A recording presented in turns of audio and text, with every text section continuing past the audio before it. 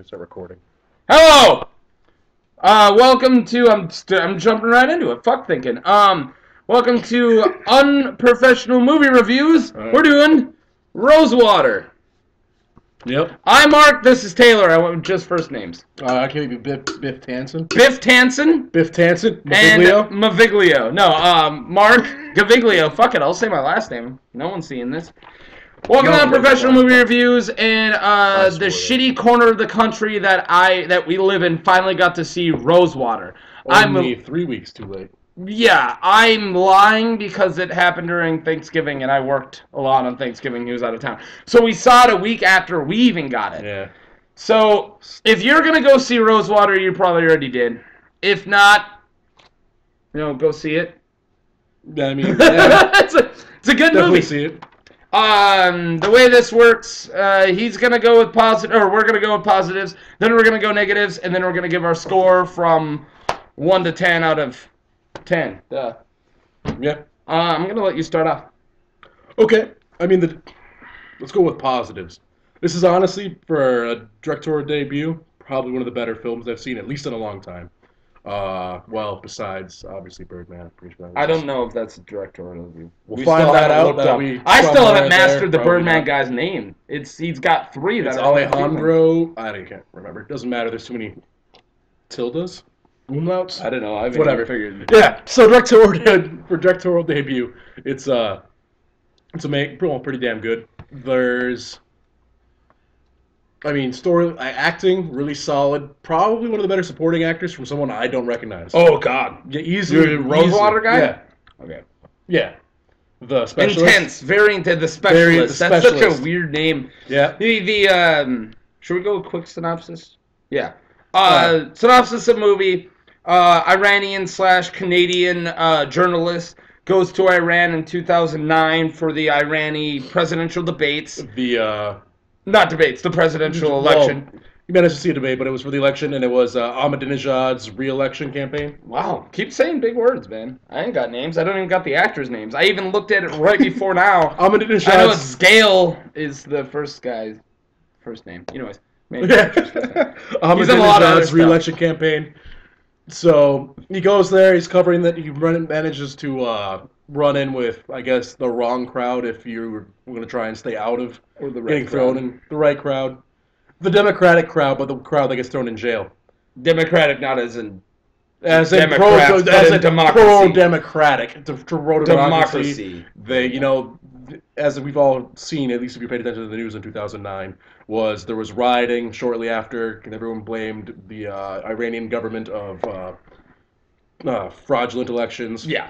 So then there was riots, and this guy majority of the people wanted the good guy, and then the bad dictator dude got it anyways, and everyone smelled some fish. Yep. It was fishy. Yep. So the main journalist guy films a riot, and that's when he gets in. That's when he gets in trouble with the Iranian government and ends up in a prison. Prison without a trial.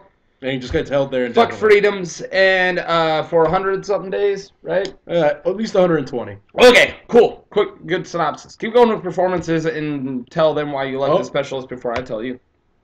The reason I love this, he was actually terrifying.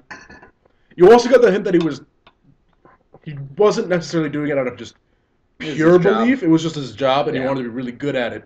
And he also kind of got a sense that he kind of resented his boss at times.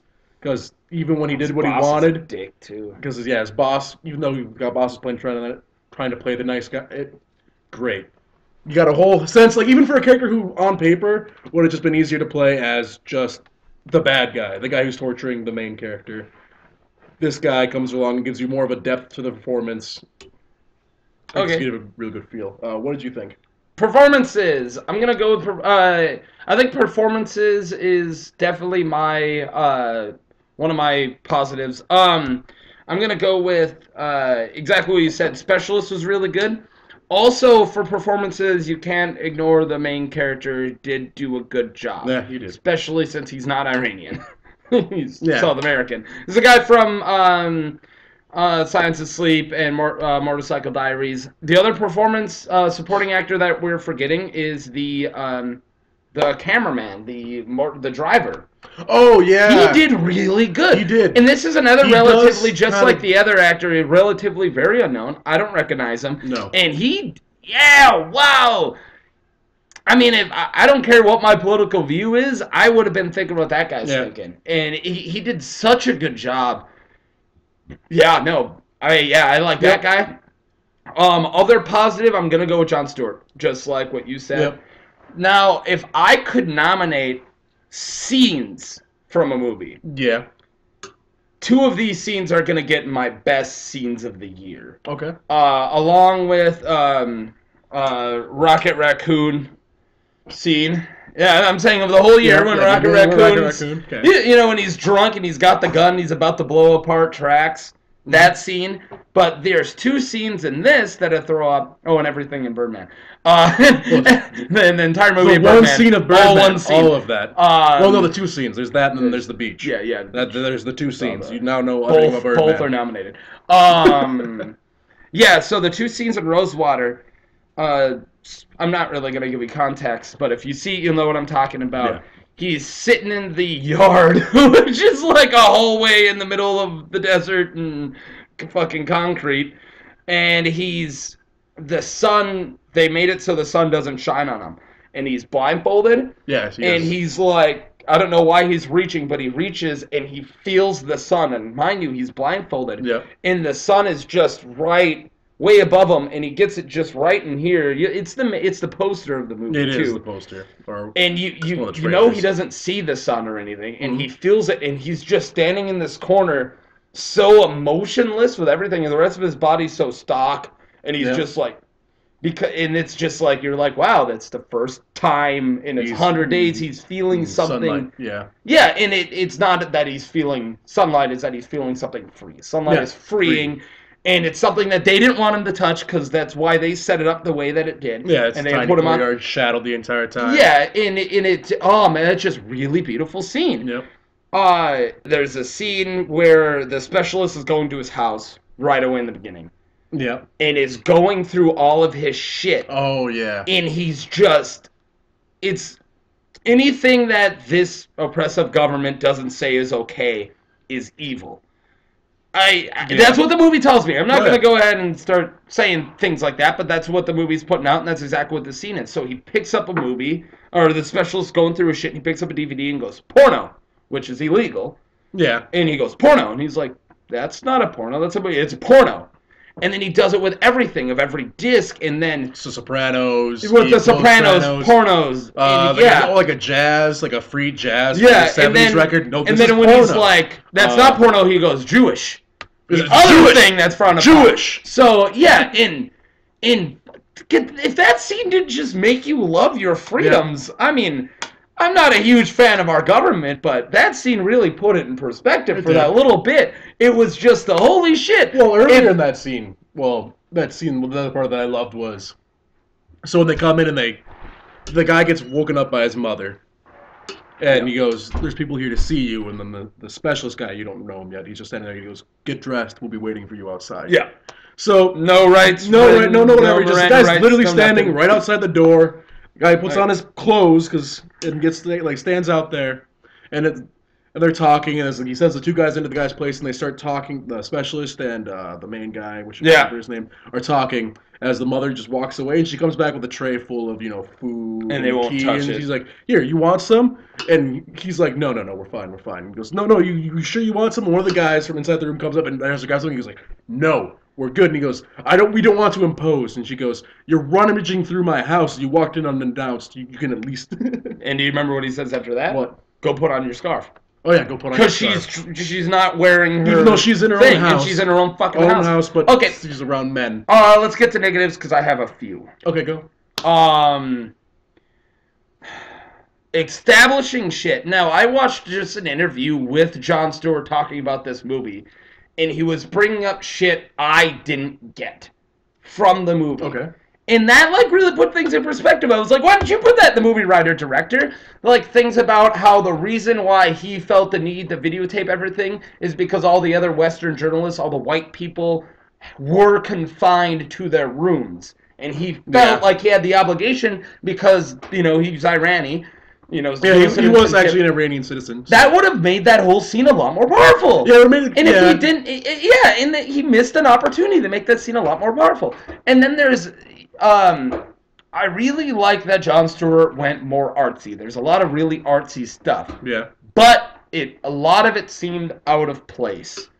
The whole movie didn't seem artsy to me. Yeah, it wasn't like Birdman where it's all very artsy. Yeah, it was out of nowhere. You're seeing, the windows on the shops being his memories, and it's like, oh, okay. And then people are driving, and you get like that Danny Boyle thing where texts are coming up underneath them, and it reminded me of a Danny Boyle thing. That was literally for like one scene. It's one scene, and that's actually my least favorite texts were coming, or hashtags from hashtag Twitter protest, are coming up. Iran, are coming up underneath people as they're walking, and I would have liked that if they did more of that. Yeah, but that was a one-off so out of place. So it seemed like it was forced in, like almost like just for the trailer, because actually nothing actually gets established because he's narrating over the top of it, explaining everything that you're seeing on the screen.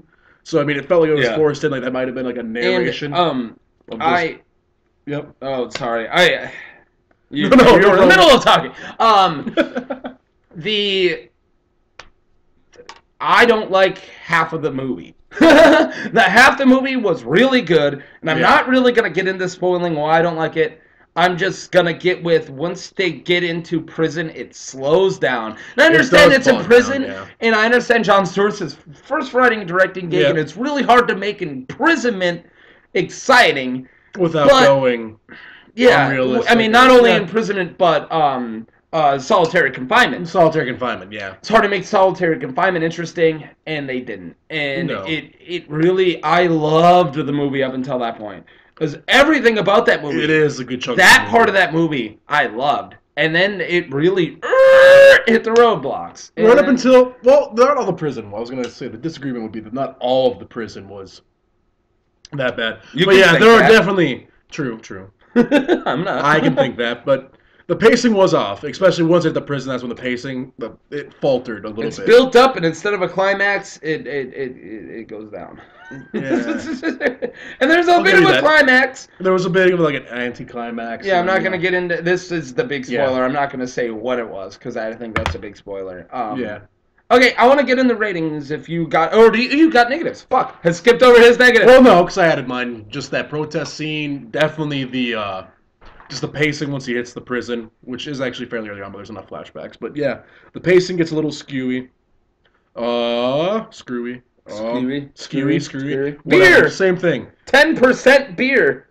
Not anymore. Oh, what are you drinking now? Oh, you finished it? I finished it. He has got a bottle of Jameson. He hasn't made a drink yet, though. No, yeah. Well, I could, but I figured we're almost done. I'm trying to get us our street cred for showing the alcohol.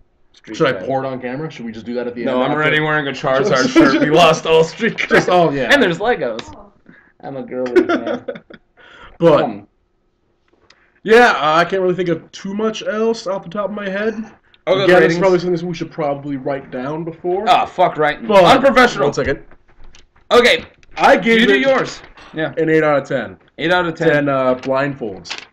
8 out of 10 blindfolds. Yep. It's a high rating. No, it's good. Yeah. And fuck you, because I gave it 6 out of 10 blindfolds.